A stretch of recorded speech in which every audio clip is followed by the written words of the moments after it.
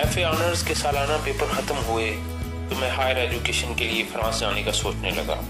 हालांकि रिजल्ट तक सिर्फ मुझे ये सोचना चाहिए था कि मैं पास भी हो जाऊंगा कि नहीं। सबसे पहले अब्बा जी को मैंने अपने अज़ाइम से आगाह किया कि मैं हायर एजुकेशन के लिए फ्रांस जाना चाहता हूँ। उन्होंने कहा कि एमए कर लो फिर चले जाना। मैंने कहा कि मैं तो अभी जाना चाहता हूँ। कहने लगे कि इंटरमीडिएट के बाद कौन सी हायर एजुकेशन। मैंने कहा कि अपनी अपनी सोच की बात है।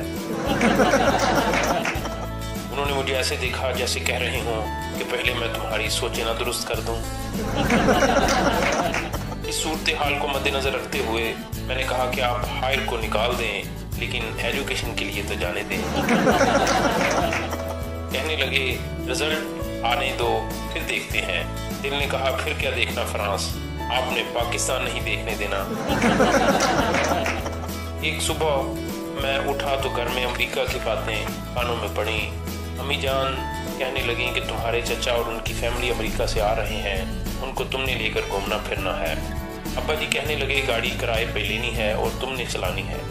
ये सुनकर के गाड़ी मैंने चलानी है, मुझे यूं लगा कि मैं फ्रांस ही पहुंच गया हूं, बल्कि अमेरिका से घूमता हुआ फ्रांस पहुंचा।